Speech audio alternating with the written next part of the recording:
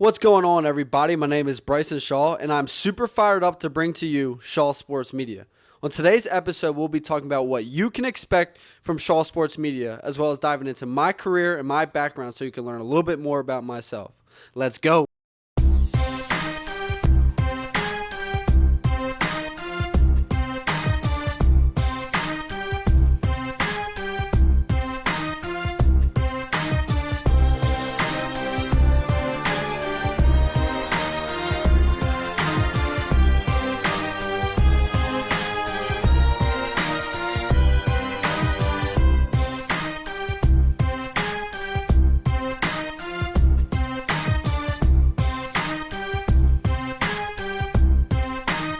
Okay, so first off, I grew up in the great state of Maryland, and I grew up playing three sports. I wrestled, I played lacrosse, and I played football, and I loved all three of them dearly. Now, I'm going to go ahead and skip to my 8th grade year because I don't want to bore you with all that childhood BS. So in the 8th grade, I attended the Boys Latin School. Now, Boys Latin is a prestigious all-boys private school, and it's known for two things: academics and lacrosse. And in the 8th grade, I won the Male Middle School Athlete of the Year award, which I do take great pride in because we had a lot of great athletes at that school, including my best friend at the time, Cam Spencer, who now plays in the NBA for the Memphis Grizzlies. So like I said, I take pride in that, and I love holding those bragging rights. So fast forwarding to the summer, going into my freshman year of high school, I'm playing club lacrosse for the Crabs lacrosse program. And anybody who knows anything about club lacrosse knows that the Crabs lacrosse program is as good as it gets. It's probably the best program in the country. Anyway, I'm dominating on this summer circuit. I mean, I'm one of the best players in the country, and I'm tearing it up. And at this point in time, early recruiting was a big thing for lacrosse. You had kids in the 7th grade and 8th grade getting highly recruited by big-time Division I programs to play lacrosse. And that's exactly what happened with me. At the end of that summer, I had about every single offer you can think of for lacrosse. So I decided my freshman year I was going to commit to play lacrosse at the University of Maryland. 1, it was close to home. 2, it was the best opportunity I had at the time. And 3, Maryland was as good as it gets at lacrosse. I was all in on being a Terp. This would all change, however, following my sophomore football season. I was attending the Bullis High School up in Potomac, Maryland, another great academic and another great athletic school. And that sophomore season was the best season I had in high school by far. I mean, I'm jumping over people on offense. I'm hit-sticking people on defenses, pick sixes, kick returns, punt returns, you name it, I was doing it. And following that sophomore season, I got a bunch of big-time Division I football offers. And you know how when you're growing up, everybody asks you, what do you want to be when you grow up? My answer to that was this: I want to be a big-time college football player. I was a huge Gators fan as a kid. I loved Tim Tebow. He was my inspiration. I would run around the house in the hallways, throwing up the ball to myself. I would pretend Kurt Herbstreit was calling my name on ESPN. I mean, I wanted to be a big-time college football player. And now that I had the opportunity to do it, I called up Coach Tillman, the University of Maryland lacrosse coach. I said, Coach, thanks for the opportunity, but I got a chance to, live out my childhood dream. I'm going to go that route. I'm going to go play big-time college football. To which this guy responded, who is this? And I was, only a top 3 lacrosse recruit in the country and a 5-star and the Under Armour All-American MVP underclassman. But he said, who is this? So that was that, and I moved on, and I was determined to be a football player now. So fast forward to my junior year, I have another really good football season, and that's when Ohio State came calling. And I took a visit up to Columbus. It was Coach Meyer, and like I said, I was a big-time Gators fan growing up. He showed me all the rings from the Gators, and he just said this to me. He said, do you want to be the best? Do you want to really test yourself amongst the best, or do you want to be average? If you want to be the best, you'll come to Ohio State and test yourself against the best, and if that's what you want, great. And if not, go somewhere else. And I'm like, man, I can't turn that down. So I committed to be a Buckeye right there and then in Coach Urban Meyer's office.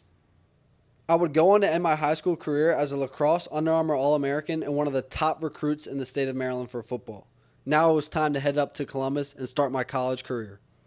When I arrived to Columbus in the summer of 2019, I was greeted by my new roommate saying, man, I didn't even know you were committed here. And I'm talking about wide receiver Jamison Williams. But luckily, I would go on to earn his respect, and we would become like best friends, and we still talk to this day. That was just a really funny moment in our friendship. Now, back to the game of football. That freshman year, I was about 160 pounds soaking wet. And at that time, that defense was one of the best defenses in the country. We had guys like Pete Warner, Jeff Okuda, Chase Young, Jordan Fuller, Damon Arnett. I can go on and on and on. I think all 11 starters, Baron Browning playing in the NFL, Jonathan Cooper, just unbelievable talent. And I was 160 pounds, so I was not going to play. So I spent that freshman year grinding on scout team and hitting the weight room and getting bigger. And that's exactly what I did. That freshman year, I gained about 25 pounds. I was 195 pounds going into my sophomore year. And heading into spring ball, I was confident. I was ready to roll. But as soon as it got started, we got sent home for COVID. And we would be brought back in like October and have camp in October, which is crazy. And during that sophomore year, that COVID season, I wasn't playing a whole lot. And then we're playing Rutgers. We're playing Rutgers University. It was a night game at home. No fans in the stands, but still a night game in the shoe. I got to bring it. And I get my opportunity late in the second half. And when I stepped on that field, I was nervous, but I felt confident, and I played some of my best football ever in that game. I had a huge hit. I'll try and show it if I can, but it was a massive hit, knocked the dude out and everything, and had a bunch of other tackles. And after that game, my safeties coach came up to me, and he said, "You're going to be playing a whole lot more," and I was really excited. So I would go on to play a little bit. I played a lot against Michigan State. I played in some other games. And fast forward, we're getting ready for the Big Ten Championship. We're playing Northwestern. I'm out on the practice field. I'm feeling great. I'm going to be playing a lot against Northwestern.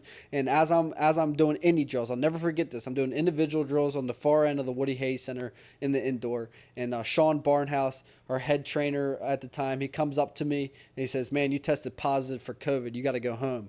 And I was like, "Are you freaking serious? I feel fine. I feel great." And I went home and had to miss 2 weeks. I watched the Big Ten Championship at home on TV, and that was a really tough time for me. And I didn't play in the semifinals against Clemson, and I didn't play in the national championship against Alabama. So my year ended because of COVID and just really, really devastated me, to be honest. So following that season, I was a man on a mission. I was determined to put myself in a position to compete for that starting job come training camp heading into my junior year. And that's exactly what I did. I got in the best shape of my life. I busted my ass in the off season. Spring ball went really well. And when training camp rolled around, I was right there. I was competing for a starting job. So after training camp, my position coach sits me down. He said, "Listen, you played really well. The guy you're competing with played really well. You guys are going to rotate and play 50-50 of the snaps week 1 against Minnesota." Now, that Minnesota game was a huge game. It was the first time back that fans could be in the stands following COVID. It was like a Thursday night or a Friday night. The first college football game of the season. It was on prime time. It was as prime time can get. Fast forward to the game. He plays pretty well. I play pretty well. We're keeping the rotation going heading into week 2. Week 2 comes around. I start week 2, play pretty well, and unfortunately, the guy I was competing with ends up breaking his leg in half, and it's just a terrible injury for him. So I'm going to start the rest of the way. And that's how it went. I started every game from there on. I started 12 games, had about 56 tackles. I was third on the team in tackles, had my first career interception against the team up north against Michigan. I can barely say that word.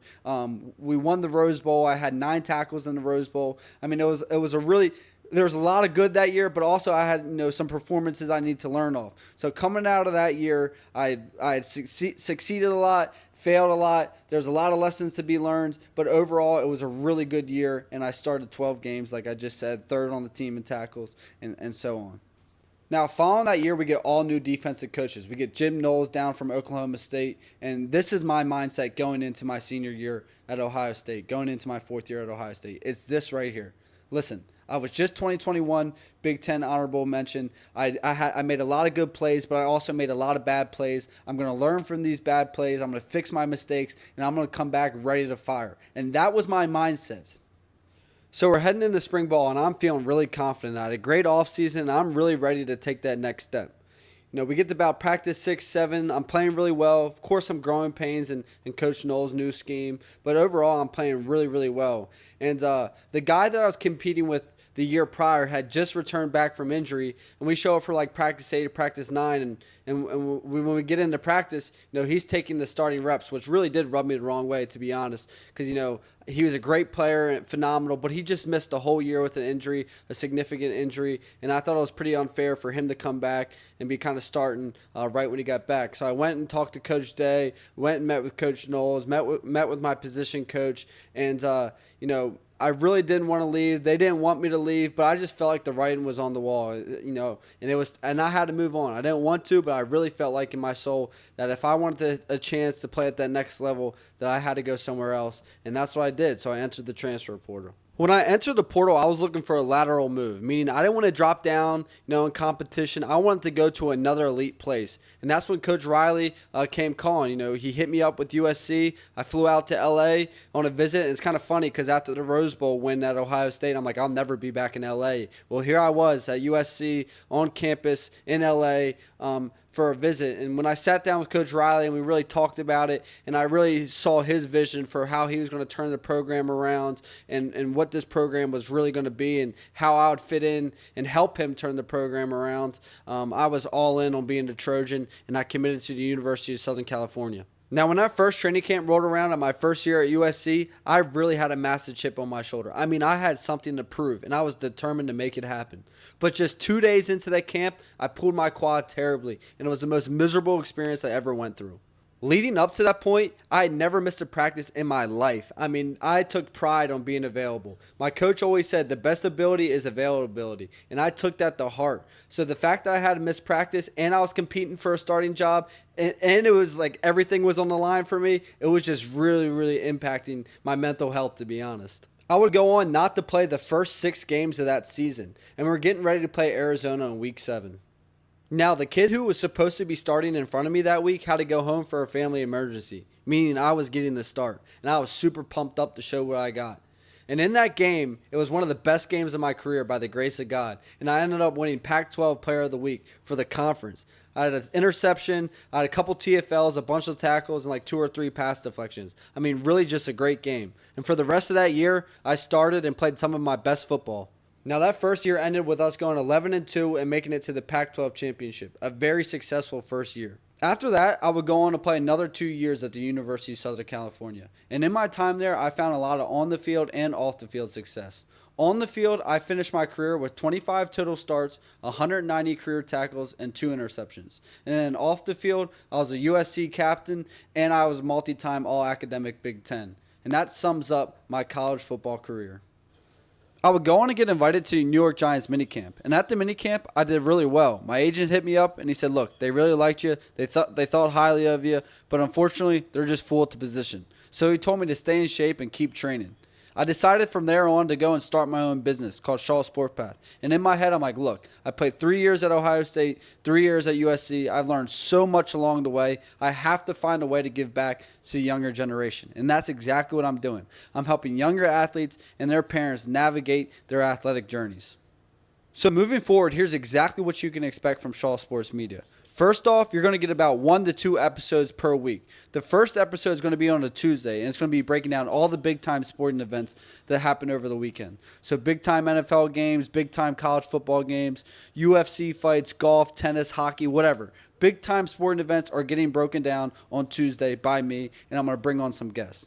Then, on Fridays, we're going to have College Football Chronicles with Bryson Shaw. I'm going to share more of my stories. I'm going to have some of my former teammates on to share some of their favorite stories and favorite memories. And we're just going to have guests on, and they're just going to share their stories, and they're going to share some advice for the younger athletes out there. And it's going to be a great thing moving forward. So go ahead and hit the subscribe button and keep up to date with the most recent sporting events as well as listening to some of the best stories in college football.